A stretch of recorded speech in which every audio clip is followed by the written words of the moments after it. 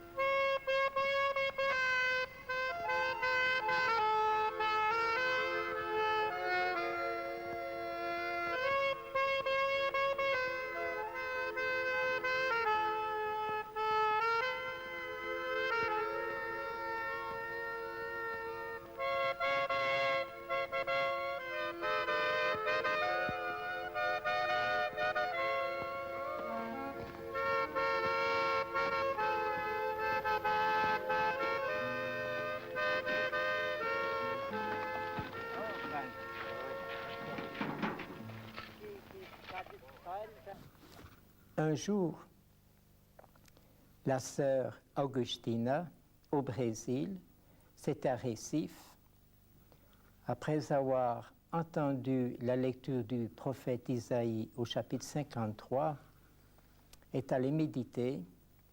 Elle a pensé longuement et elle a eu, comme on pourrait dire, une inspiration, une révélation. Elle a retraduit en langage populaire pour nos paysans du Brésil ce texte extraordinaire d'Isaïe qui nous parle de la mission du peuple qui souffre. Et voici ce qu'elle disait. Le 4e chant du prophète Isaïe, repris sous forme de poésie populaire. L'avenir de la semence foulée aux pieds. Je vais raconter une histoire. L'histoire du serviteur souffrant. Elle se trouve dans la Bible, elle se trouve dans la vie. C'est l'histoire d'un homme qui sait ce que souffrir veut dire. Le prophète Isaïe était le premier à le raconter. Mais le pauvre de ce monde, au dehors dans sa vie, l'a parachevé. La chanson du prophète nous montre le chemin, nous y conduit. Ce serviteur dont il parle, c'est notre Seigneur Jésus-Christ. Qui déjà a vu ce qu'est la sécheresse, a vu aussi les terres brûlées, comme un tronc le serviteur était par le soleil desséché. Il n'avait plus de traces de beauté. Sur son visage brutalisé, il avait la face tuméfiée d'un homme bien torturé. Son aspect n'éveillait que le dégoût. Comme un déchet foulé aux pieds, il était un homme de douleur, expert en souffrance. Crois-moi, mon ami, ce serviteur humilié a pris sur lui nos faiblesses. Un très lourd fardeau il a porté. Frappé d'humiliation, méprisé l'était. C'est là son châtiment, qu'on disait. De Dieu il était abandonné. Le poids d'une si grande douleur, comme un couteau bien aiguisé, on lui plongeait pour nos péchés à tous. Il y était transpercé. Écoute bien, frère, ce qui va être annoncé. La souffrance de cet opprimé guérit l'homme écrasé. Auparavant, tout le monde était comme un troupeau égaré, chacun allait étourdi, sans but et sans direction. Comme du bétail à l'abattoir, il fut conduit. À une jeunisse, il ressemblait dont on arrachait la peau. Personne n'éleva la voix pour défendre l'accusé. Il donna sa vie pour son peuple, ainsi il fut assassiné. Un enterrement de brigand lui fit, passant pour un malfaiteur. Lui qui n'avait fait que le bien, en vérité, il dut subir l'injustice.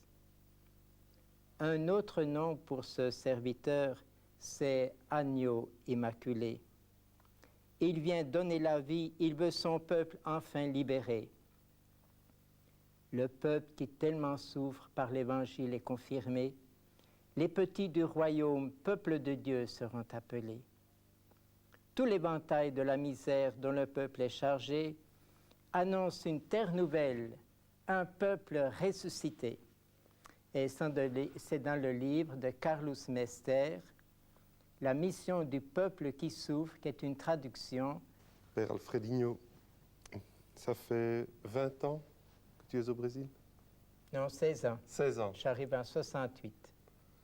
Et c'est peu à peu que tu as découvert et la non-violence, je crois, et puis cette souffrance du peuple qui est au fond, qui est devenu ce service du peuple souffrant. Ou bien est-ce que c'est dès le début, comment que s'est fait cette découverte? Tu connaissais déjà la non-violence en arrivant là-bas?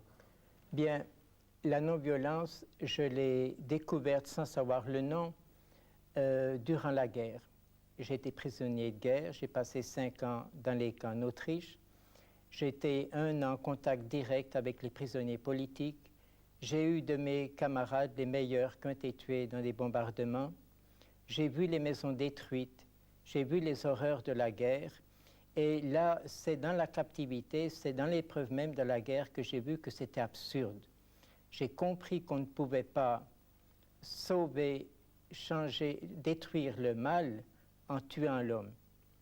Et plus tard, en arrivant au Brésil, j'ai fait une rencontre avec Jean Gosse, j'ai fait une rencontre avec le service national de justice et non-violente de São Paulo, et peu à peu, j'ai découvert le sens de la non-violence évangélique. Et ce sont dans les gens très simples que tu retrouves cette violence spontanée. Qu'est-ce que vous faites par rapport à eux? Est-ce que vous leur apprenez la non-violence ou bien est-ce qu'elle est, pour ainsi dire, inscrite en eux, la non-violence? La non-violence, je l'ai apprise en vivant au contact du peuple simple, au contact des descendants d'esclaves africains, au contact des Indiens, des paysans, des ouvriers, des malades et même des malades mentaux. C'est dans la vie du peuple de tous les jours qui s'est pardonné, qui a cette immense capacité d'une patience qui n'est pas passivité, que j'ai appris qu'il était possible de résoudre les conflits sans employer les armes de l'agresseur. Chaque peuple a un petit peu une non-violence différente. La non-violence de la Pologne, la non-violence de la France ou de la Belgique pour autant qu'elle existe, et la non-violence du Brésil, c'est sûrement tout à fait différent. Alors c'est peut-être précieux si tu as quelques exemples en tête, que tu nous en donnes quelques-uns, et qu'après, on puisse voir un petit peu en quoi elles sont différentes. Oui, eh bien, il est arrivé que en 83, le thème de la campagne de la fraternité qui se fait au Brésil durant le temps du carême était fraternité, oui, violence, non. Et ça se chantait comme ça, fraternidadissim, violencia non. Alors, c'était vraiment le thème de la non-violence. Alors, avec l'équipe de la fraternité du serviteur souffrant, qu'on pourrait parler peut-être après, on s'est dit, comment est-ce qu'ici, dans un Crateus, dans ce nord-est du Brésil, en plein dans cette sécheresse, au milieu de ce peuple écrasé par tant d'injustices, par la famine, par la violence, comment est-ce qu'on pourrait faire un geste et une action non violente? Alors on a inventé d'aller balayer les rues. Et il y avait 15 quartiers qui se sont organisés. Et tous les dimanches matins, on sortait avec des balais, des pelles, des brouettes, et on allait retirer les montagnes d'ordures qu'il y avait dans tous les coins. En chantant, en jouant de la guitare, on faisait une célébration sur les lieux mêmes, et à la fin, on se faisait inviter à manger par les voisins de la rue qu'on avait nettoyée. Alors, c'était 1200 à 1500 personnes qui, tous les dimanches, sortaient sur la rue, avec l'intention de dire, nous les pauvres, ces ordures qu'on retire de la rue, c'est l'invitation qui vous est faite à vous, les violents, à vous qui avez le pouvoir de changer votre vie, d'enlever les ordures que vous avez dans votre cœur. Et le maire qui était très, très irrité de voir ça, à la fin a cédé et envoyé des camions d'ordures le dimanche, en plein dimanche, retirer les monceaux d'ordures qu'on avait faits. Et des dames de la société qu'on avait invitées à participer de cette action, elles disaient « Comment? Moi, balayer la rue, je ne balaye même pas dans ma maison. » Et puis, je ne sais pas, il y a quelque chose qui l'a touchée de voir tous ces gens, leur joie, leur foi, cette ardeur. Ah, elle a dit, j'y vais. Elle prend son balai, elle sort. Manque de peau et la peur, elle revient. 3 fois de suite qu'elle est sortie, qu'elle est rentrée.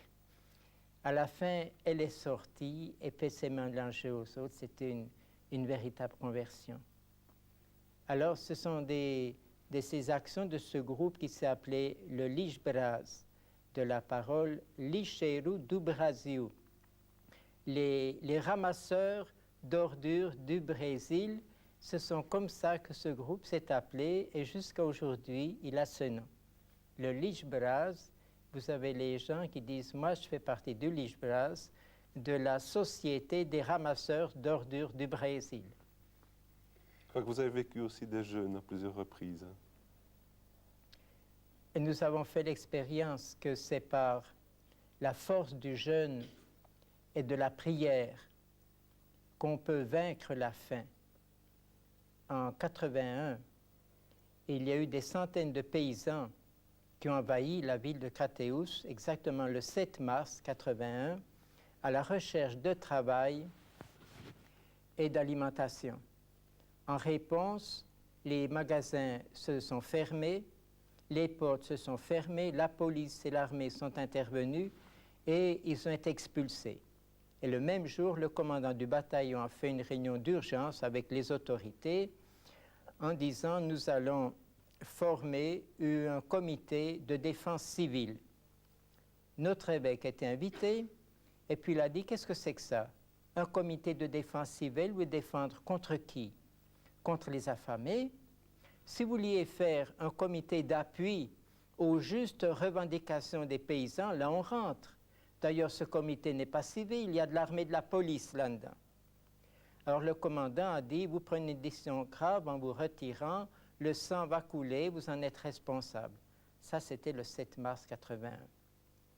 Le 8, qu'est-ce qu'on a fait? C'est un dimanche. Après la messe, on a pris une grande croix et on est allé en procession jusqu'à l'église San Francisco, une église qui ailleurs, à ce moment-là, est en construction. Et là, nous avons fait un jeûne de 9 jours, seulement comme de l'eau, avec 3 rencontres de prière par jour, contre la faim, contre le chômage et aussi de protestation contre le gaspillage qui se fait. Alors, ça a été une traînée de poudre. Là, ça a commencé à appeler des gens. J'ai vu des fois à l'heure de midi 500 personnes jeûnant, priant. Et puis, on a commencé à distribuer des cartons verts avec les paroles « Porte ouverte aux affamés ». On a distribué 4000 cartons comme ça verts. Les gens les ont mis sur les portes. Et les affamés qui étaient dans la rue, ils savaient qu'ils pouvaient rentrer dans cette maison, qu'ils étaient reçus. Une femme m'a dit aujourd'hui, il y a 32 personnes de l'intérieur qui sont venues chez moi. L'évêque, c'était le premier à mettre ce carton. Alors ça a changé complètement l'opinion. Les affamés n'étaient plus rejetés comme des êtres dangereux.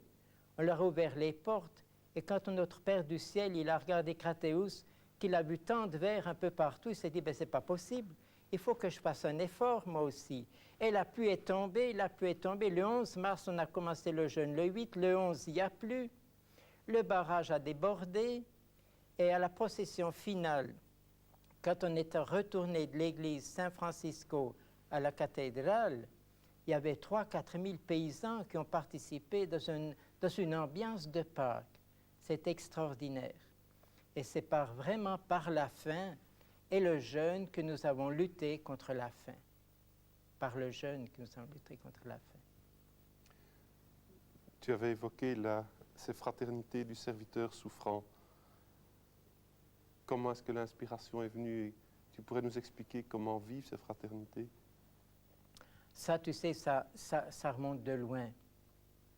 C'était en 1944, donc en Allemagne, et il m'est arrivé de vivre 1 an à côté, comme prisonnier, mais à côté du commando de prisonniers politiques de Mauthausen, où il est mort tant de milliers de prisonniers. Et quand j'ai vu ces squelettes vivants, ces hommes travaillant 12 heures par jour à charger des pierres, j'ai pu prendre contact avec eux pour organiser une aide. Je suis rentré clandestinement dans le camp 3 mois et demi, jusqu'au jour où les SS et la Gestapo m'ont attrapé. Mais avoir tant de souffrance, j'ai pensé, j'ai réfléchi pendant 1 an, mais qu'est-ce que ça veut dire? Comment ça m'a tellement frappé de voir ces véritables squelettes-là. Je me disais, mais qu'est-ce qu'il y a là-dedans? Et plus tard, tu vois, parce que j'ai senti qu'il y avait un mystère, quelque chose qui nous dépassait. Et plus tard, quand j'ai lu les chants du prophète Isaïe de 53, alors j'ai compris que dans ces hommes, tu vois, le Christ réactualisait pour nous son mystère de passion et résurrection pour amener à la conversion du monde. Tu sais qu'il est mort 6 millions d'hommes dans les camps de concentration. Qu'est-ce que ça a changé? Est-ce que les gens ont entendu cet appel? Puis ensuite, je suis arrivé au Brésil. Alors là, ce qui m'a frappé à nouveau, c'est ces masses de gens qui avaient faim, privés de tout, vivant avec un petit peu d'haricots. J'ai vu des enfants pleurer, se rouler par terre parce qu'ils avaient faim. La mère obligée de les battre pour qu'ils se taisent et qu'ils laissent la mère tranquille. Alors, quand on voit que c'est la même chose qui se produit en Amérique latine, en Asie, en Afrique, et que ce sont tous des peuples religieux, on voit qu'on n'est pas là devant, si tu veux, un problème social, seulement social, économique et politique. On est devant un mystère. Et pour moi, ce mystère, c'est le suivant, c'est le Christ, le serviteur souffrant qui aujourd'hui réactualise son mystère de passion et résurrection dans ce peuple qui est un peuple qui lutte, qui n'accepte pas cela, qui sait partager, qui a la joie, qui a la foi, pour nous amener, nous de l'Occident, à nous convertir. Et il s'est formé dans ce Brésil, après ces 5 années de sécheresse que nous avons vécu, un groupe qui s'appelle la Fraternité du serviteur souffrant, qui essaye de garder permanentes les valeurs d'entraide, de foi, d'union et de lutte que ce peuple avait durant la sécheresse. Comment est-ce que vous vivez dans cette petite fraternité? Oh, c'est simple. D'ailleurs, c'est une chose qui est bien petite, qui n'a pas aucune organisation. Il y en a par-ci, par-là. Mais le premier mouvement, vois-tu, c'est de vivre le plus proche possible des plus pauvres. Et s'il y a une favelle, s'il y a une favela, un bidonville, c'est là qu'on doit vivre. Pas aller les visiter, mais vivre avec.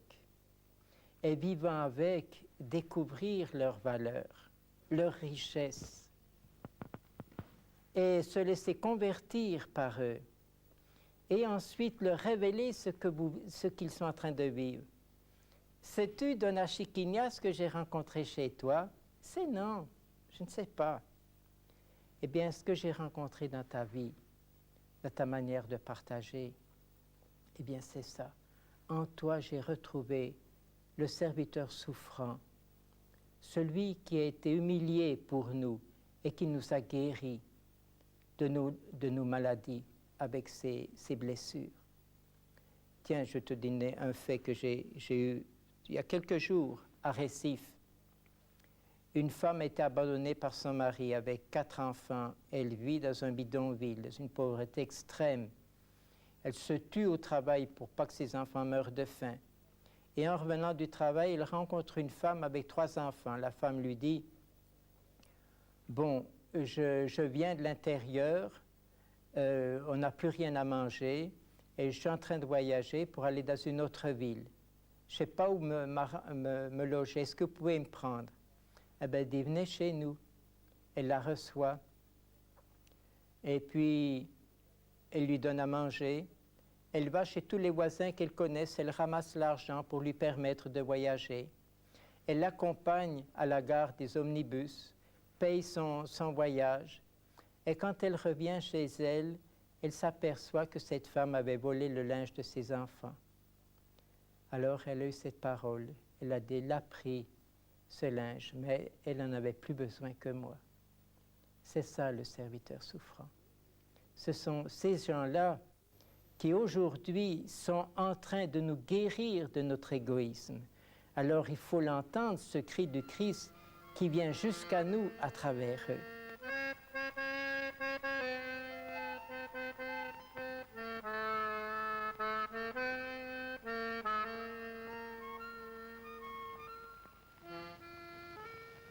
Ouvi, Senhor, nossa justa causa. Escutai-nos. Ouvi o grito do vosso povo humilhado. Guardai-nos como a pupila dos olhos. À sombra de vossas asas, escondei-nos, longe dos ímpios e opressores que nos rodeiam. A abundância lhes fechou o coração. Levantai-vos, Senhor, ide ao encontro de nós, pecadores. Nós, então, justificados, contemplaremos a vossa face e, ao despertar, nos saciaremos com vossa imagem.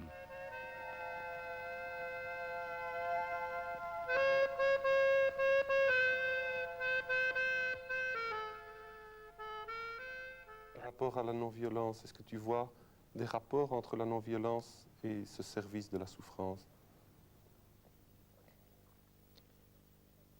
Je dirais que dans cette Amérique latine, et qui est secouée par une fièvre de libération du nord au sud, parce que ça on ne peut pas l'enlever, ces peuples, ils ne sont pas des peuples asservis, ce sont des peuples qui luttent pour se libérer, et beaucoup qui luttent au nom de leur foi, de leur évangile. Alors on pourrait dire, qui anime ces peuples, c'est ce qu'on appelle, même si c'était critiqué, la théologie de la libération. Et on dirait que cette théologie, c'est la tête. Le cœur, ça doit être cette mystique du serviteur souffrant de Yahweh, qui doit animer et donner corps et prise à cette théologie de la libération. Et les bras et les jambes, c'est l'action non violente évangélique. Alors je crois que c'est avec cet ensemble, la tête, théologie de la libération, le cœur mystique du serviteur souffrant, pieds et bras, la non-violence évangélique, que nous allons arriver à construire l'histoire, à faire quelque chose de nouveau. Parce qu'on a l'impression dans ces pays-là que nous sommes en train de construire l'histoire. Regardez au Brésil, c'est quand même pas par hasard qu'après 20 ans de dictature militaire, on a eu un changement de gouvernement avec un civil du parti de l'opposition, Nevis Tancredo, qu'on a eu un changement de régime d'une dictature, un commencement de démocratie, sans qu'il y ait de sang versé, à cause, je crois, de la fermeté permanente de milliers et milliers de communautés qui ont dit non à cette dictature. Tu viens d'employer le mot fermeté permanente. Je crois que c'est comme ça que vous traduisez non-violence. Oui, au Brésil, nous aimons traduire la non-violence par la parole firmeza permanente. Et en disant, le problème, ce n'est pas de gueuler de temps en temps, de donner un gros coup. Le problème, c'est d'être ferme dans tous les temps, vigilant, attentif, toujours uni, jamais tué, jamais blessé, et savoir désobéir aux ordres de son Excellence quand ces ordres veulent détruire le peuple. C'est ça, on pourrait dire, la force de la non-violence. Quand tu en parles, est-ce que tu revois des visages, est-ce que tu revois des gens Disons, pour toi, ça c'est vraiment le non-violent, celui qui a vécu cette fermeté permanente. Ben, j'en vois, je peux dire, c'est toutes les communautés où je les vis, mais je me rappelle en particulier dans ce chantier de la sécheresse où on construisait un barrage de terre. Il y en avait 16 000 qui travaillaient dans ces travaux d'urgence dans notre seule paroisse de Crateus. Et là, dans le chantier de la Sancta Fe, je me rappelle de cette Donna Francisca, une femme du peuple, et qui n'est pas à genoux devant, qu'ils ont refusé d'embaucher parce qu'elle savait que c'était une femme de la communauté, qui a réussi quand même à la fin avec beaucoup de difficultés à rentrer, et qui était très humiliée. Le commandant a même parlé à la radio en disant que cette femme avait fait beaucoup de choses mauvaises. Il l'accusait sans raison. Et elle est restée toujours ferme. Elle est allée trouver le commandant et lui a dit face à face que cette femme que lui avait accusée, c'était elle. Elle n'a pas baissé la tête et elle a terminé en lui disant « Si un jour vous voulez venir manger chez moi avec mes 4 enfants, mon mari qui est un malade mental, soyez le bienvenu, on va vous recevoir avec notre communauté. » Je crois que tu parlais aussi dans un de tes livres, je crois que c'est dans La brebis du riz, de l'histoire de cet homme qui est parvenu à maîtriser les serpents. Oui, je voyageais avec le vieux Xavier. C'était un grand sec paysan brésilien, qui avançait comme ça. Mais je savais que ce Xavier connaissait beaucoup de choses. En particulier, qui connaissait le moyen d'immobiliser les serpents. Alors, j'ai dit, Xavier, j'ai dit, est-ce que tu pourrais me dire comment tu fais pour immobiliser les serpents? Alors, ça me fait tirer l'oreille. À la fin, il me dit, ben voilà ce que tu fais, m'explique là. Je ne vais pas vous le dire parce que c'est un secret. Hein. Toujours est-il que 3 mois après, je vois un serpent qui traverse la rue, qui traverse le chemin. Alors, je dis, celui-là, je vais l'immobiliser. Alors, je fais tout ce qu'il m'a dit, tu vois. Et puis, à plus je faisais ça, plus le serpent gigotait, il passait d'un côté du chemin, revenait de l'autre, il était à moitié fou. Alors, j'ai vu que mon truc n'avait pas réussi. Et j'ai pensé, on peut des fois vouloir lutter pour la libération, mais il y a quelque chose qui nous manque, je crois. Il y a un petit quelque chose qui nous manque. Et ce quelque chose, c'est ce don de Dieu. C'est cette foi, cette capacité de se renoncer, de se vider de soi-même, de se mettre à l'écoute du peuple. J'ai reçu une lettre il y a peu de jours de la sœur Dora. Elle vit dans un bidonville, à côté d'un canal qui est puant, au milieu des plus pauvres qui vont être expulsés pour aller ailleurs. Et elle m'écrivait, elle me disait, le problème n'est pas seulement de changer d'endroit. Elle a déjà fait ce changement. Il faut encore qu'on change de visage, qu'on change d'allure, qu'on change d'odeur. Est-ce que j'accepte de devenir une petite bonne femme du peuple, rejetée comme les autres, sans aucune renommée, sans être reconnue pour ce que je suis? C'est jusque-là qu'on doit aller. Alors, de ces gens-là qui vont s'enfoncer comme ça, vivre en communion avec les humbles, il y en a de plus en plus. Et je crois que ce sont eux qui sont le sel de la terre et la lumière du monde. Ce sont eux qui sont en train de créer dans notre Église du Brésil et de l'Amérique latine un autre visage. Tu parlais tout à l'heure la tête, le cœur et les mains. On peut peut-être reprendre un peu la tête et puis le cœur et puis les mains. La tête, cette théologie de la libération, comment est-ce que tu la sens vécue au Brésil et puis dans toute l'Amérique latine? Si tu devais la résumer, si tu devais en dire l'essentiel.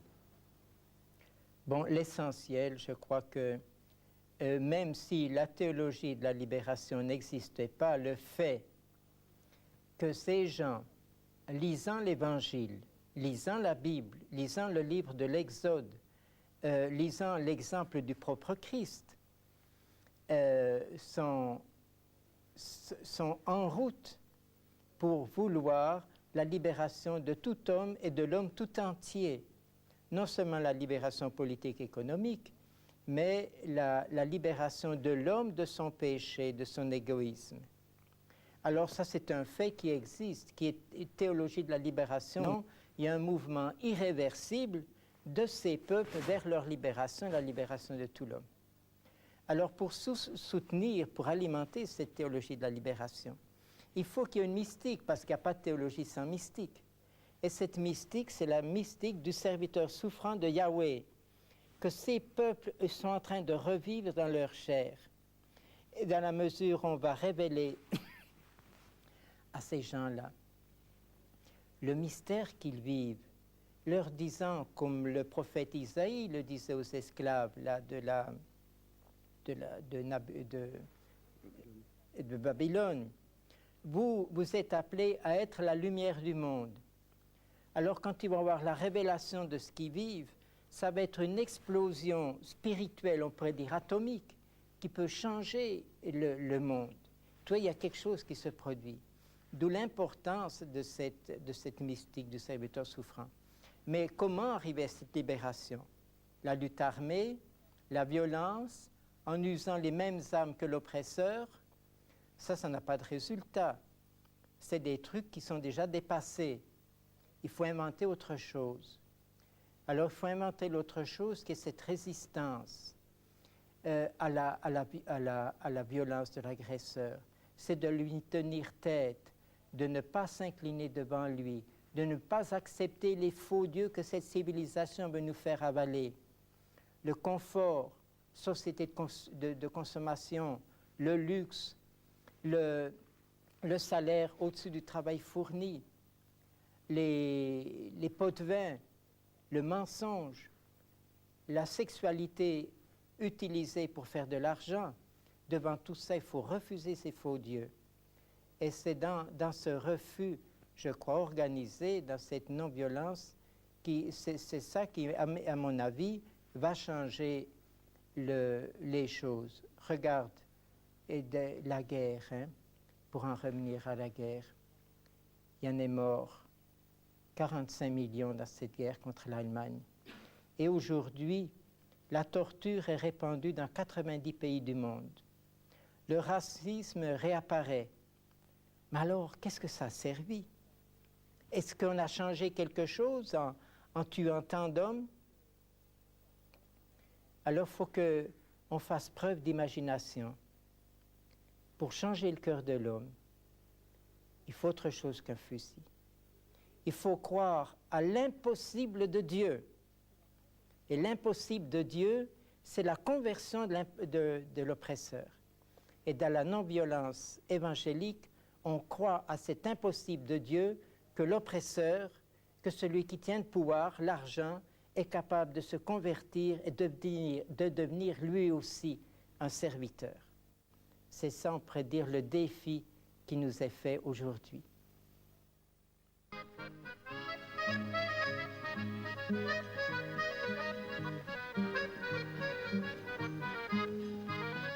Meu povo caminha calado de tanto judiado, de tanta opressão.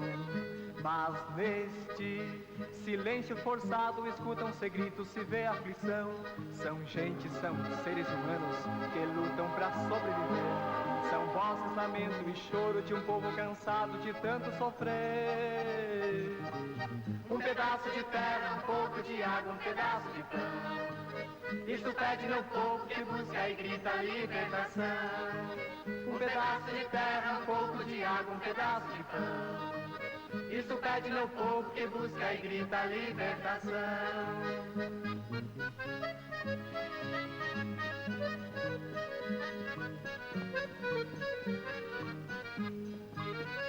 Meu povo, como foi no passado, lado está escravizado, vivendo na dor. Há homens com muita coragem, vivendo a imagem do libertador. São gente, são seres humanos que lutam pra sobreviver. São vozes, lamento e choro de um povo cansado de tanto sofrer. Um pedaço de terra, um pouco de água, um pedaço de pão. Isso pede meu povo que busca e grita libertação. Um pedaço de terra, um pouco de água, um pedaço de pão. Isso pede meu povo que busca e grita libertação. Um pedaço de terra, um pouco de água, um pedaço de pão. Isso pede meu povo que... E houve de Jesus pregado na cruz. Morreu, se aproximou o soldado e de um golpe de lança abriu o coração dele. E sabe o que saiu do coração de Jesus? Saiu sangue e água. Sacrifício e vida. Do sangrador da Santa Fé. O dia que ele vai sangrar, também vai sair deste açude, deste sangrador. Sangue e água, sofrimento e vida. Au Brésil, vous avez déjà parcouru un certain chemin. Est-ce que cette non-violence a déjà porté des fruits? Eh bien, elle porte des fruits non seulement au Brésil, mais dans, on pourrait dire, tous les pays d'Amérique latine. J'ai participé à Bogota, en Colombie, à une rencontre de 16 évêques d'Amérique latine qui se sont rencontrés sur le thème de la non-violence. À Riobamba, en Équateur, j'ai participé aussi d'une réunion je crois qu'il y avait 16 pays d'Amérique latine qui étaient représentés de non-violence, avec Don Proaño, qui est un évêque, un lutteur d'origine indienne, un homme tellement pacifique, tant de dignité, tant de fermeté, tant de clairvoyance et tant de bonté en lui.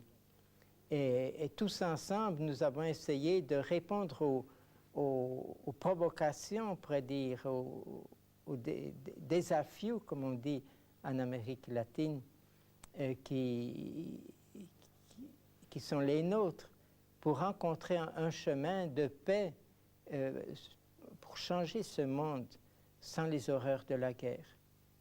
Qu'est-ce que vous avez trouvé d'essentiel à partir des expériences que vous viviez un petit peu partout? Qu'est-ce que tu as envie de partager comme expérience, disant voilà, ça c'est vraiment un peu le cœur de notre non-violence?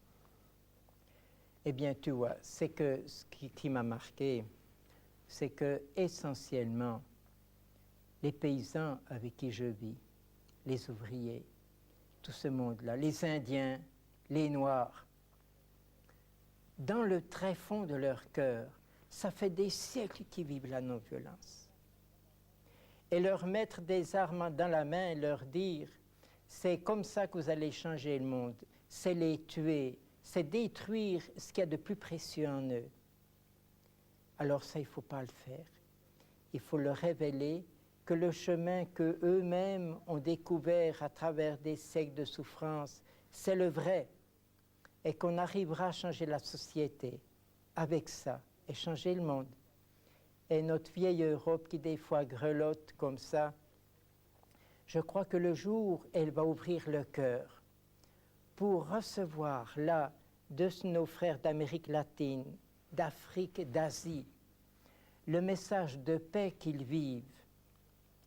Alors, on n'aura plus besoin de se casser la tête pour savoir quoi faire de nos bombes atomiques.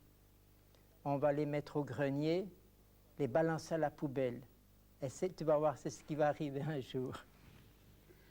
Quand tu parlais, je songeais à ton premier livre, L'ânesse de Balaam, et je me dis, qu'as-tu envie de dire de plus que ce que tu as écrit ou ce que tu as donné à travers ce livre? L'ânesse, tu représentes dans ce livre les peuples du tiers-monde, copieusement battus, exploités, qui font un travail énorme en échange de peu de nourriture. L'âne, c'est l'animal le plus méprisé. Et Balaam, c'est le prophète qui a perdu l'esprit, qui s'est laissé corrompre par l'argent, qu'elle a vue basse. Il ne reconnaît plus dans l'histoire la trace que Dieu veut dire.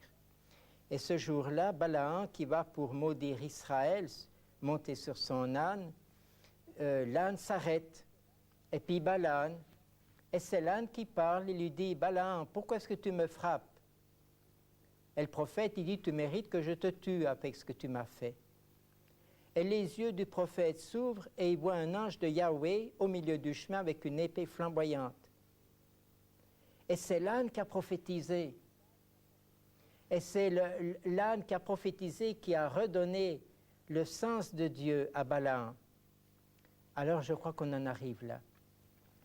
L'âne massacré, aujourd'hui, ce sont les pays de ce qu'on appelle du tiers-monde qui sont en train de prophétiser pour la conversion du Balaam occident chrétien qui a perdu de sa vigueur, qui a perdu de son engagement prophétique pour arriver à redécouvrir sa vision, à découvrir une nouvelle jeunesse, à découvrir à force du prophétisme. Je crois que c'est ça un petit peu qui est vécu par ces peuples qui nous réapprennent à partager, à lutter, à prier, à espérer et à chanter, parce qu'on chante encore. Qu'on fait la fête. Oui. Tu aimes bien aussi les paraboles animales, puisqu'après, l'ânesse de Balaam, ça a été le chien de Gédéon, et puis la brebis d'Uri. Oui, Uri, un autre qui était massacré par le roi David.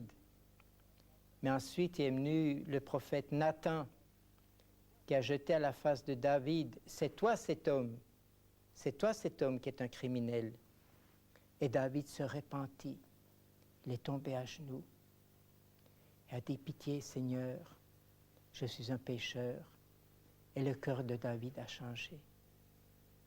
Et il a changé parce que Uri, l'innocent, a versé son sang. J'étais, il y a peu de jours, dans une communauté de João Pessoa, dans une favelle. Ils m'ont demandé de leur parler. Et sur les murs, j'ai vu une affiche qui a appelé mon attention. Sur cette affiche, on voyait « Du sangue da Margarida, Margaridas » du sang de la Marguerite, des Marguerites. Qui est cette Marguerite? C'est une militante syndicale qui lutte dans le secteur des plantations de canne à sucre et qui était assassinée froidement par un homme devant sa maison parce qu'elle avait cette action syndicale. Marguerite. Alors, elle est devenue un symbole. Pour nous, c'est une sainte et un martyr. Son affiche se répand dans tous les coins du Brésil. Et du sang de Margarida est en train de naître Margaridas, des marguerites, en masse. Des gens, des jeunes, des vieux qui se lèvent et puis qui sont fortifiés par le sacrifice de cette femme courageuse. Lorsque tu parles d'elle, je pense aussi à tout ce que tu as vécu avec les victimes de la prostitution. Je crois que là aussi, ça a été une découverte dans cette spiritualité du serviteur souffrant. Oui, j'ai été appelé en 68 pour visiter une très grande malade, Antonietta, victime de la prostitution, 22 ans, elle était rentrée à 14 ans de la prostitution. Tuberculeuse au dernier degré.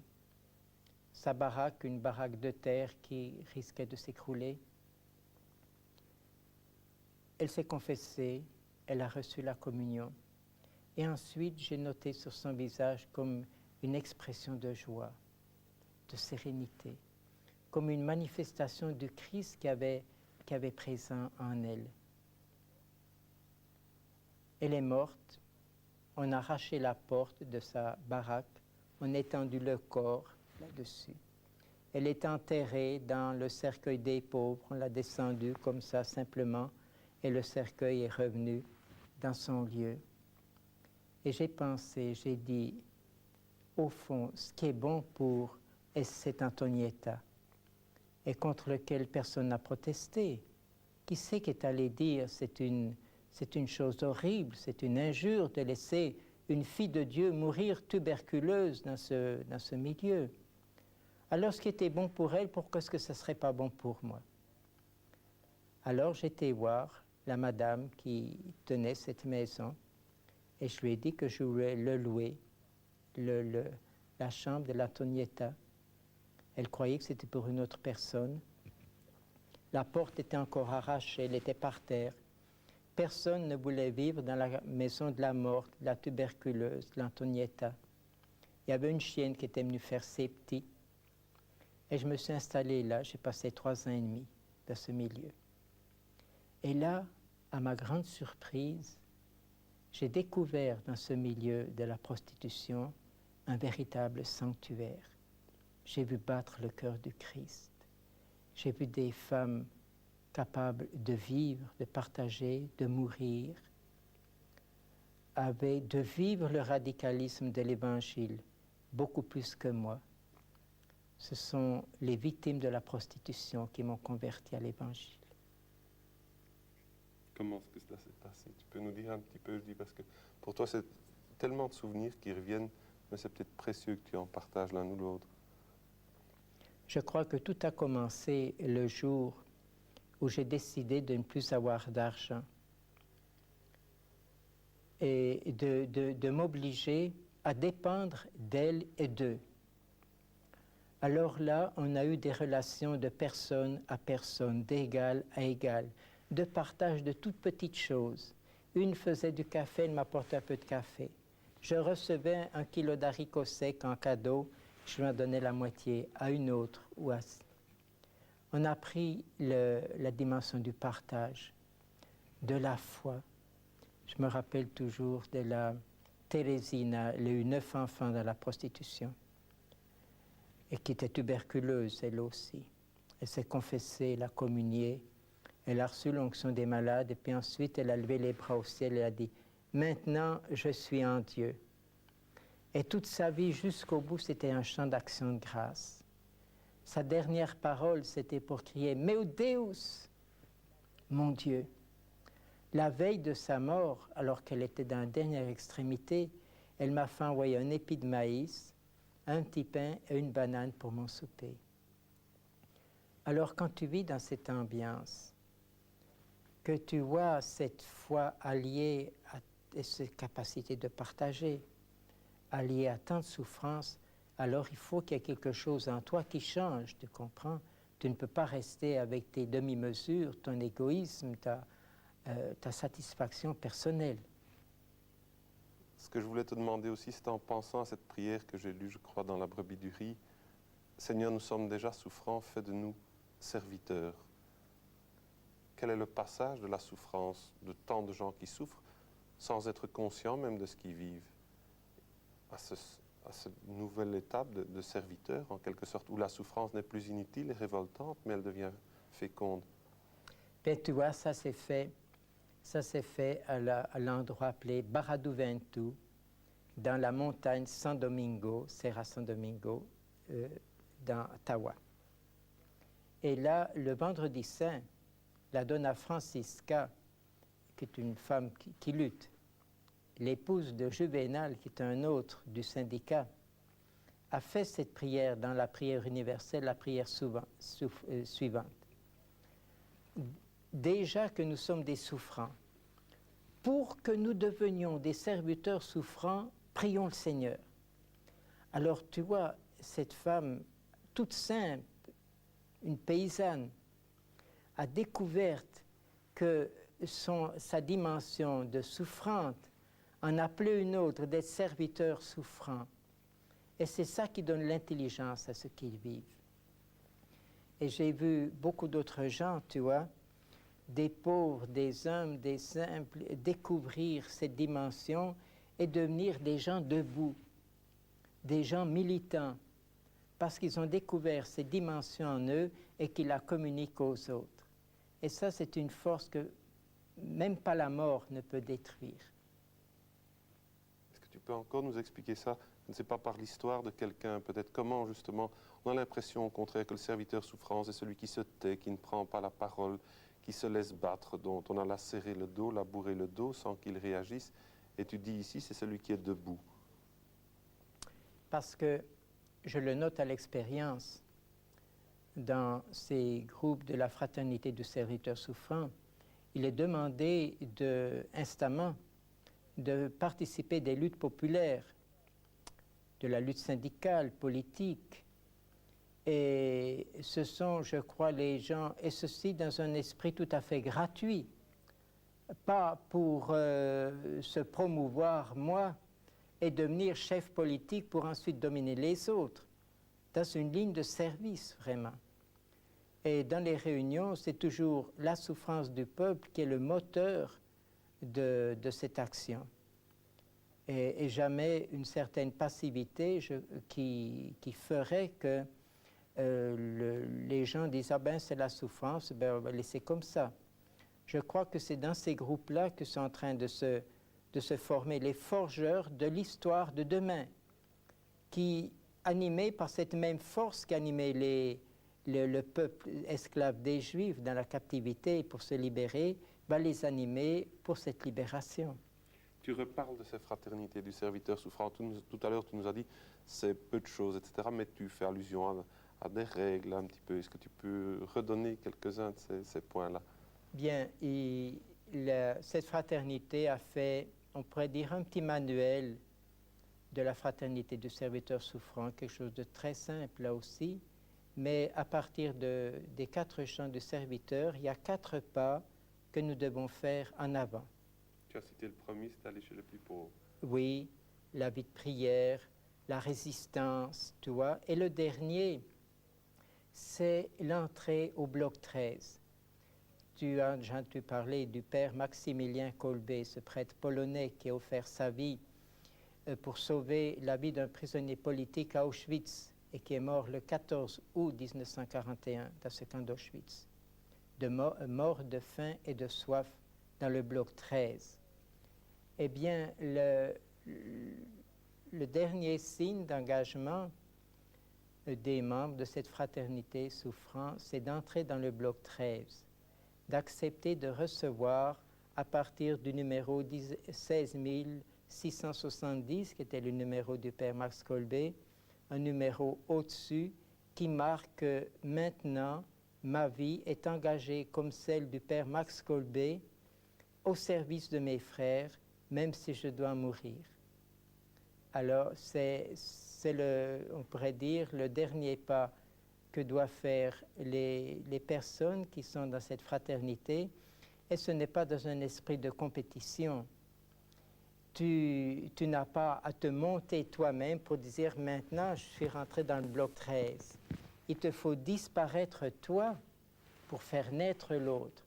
Celui qui rentre dans le bloc 13, il doit, on pourrait dire, disparaître complètement pour faire naître le plus pauvre à la vie. Tiens, la Gracinha, c'en est une, elle va dans la maison de la Concession, qui était une femme qui était contre l'Église, contre la communauté, qui ne voulait pas entendre parler de ça. Elle dit, Concession, aujourd'hui, je veux souper avec toi. Souper dans ma maison, oui. Elle y va.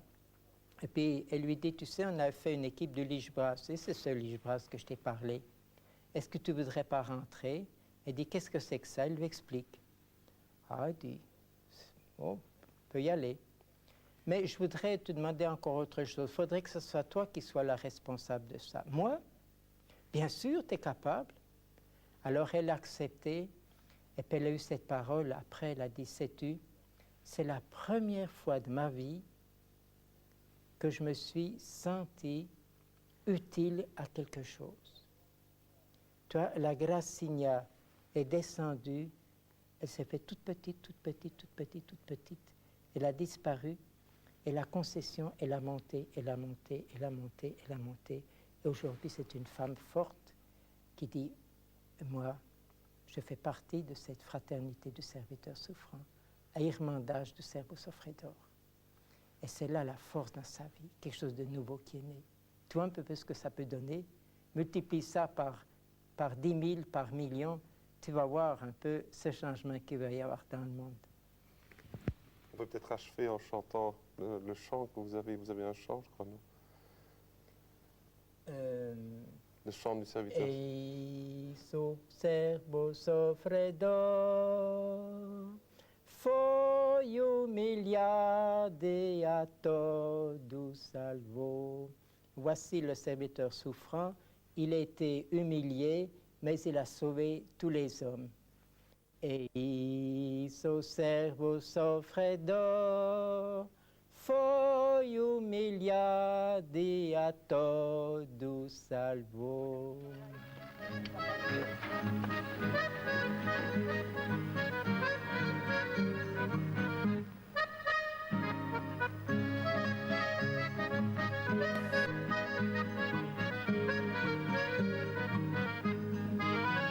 Meu povo caminha ferido, carrega consigo o peso da dor.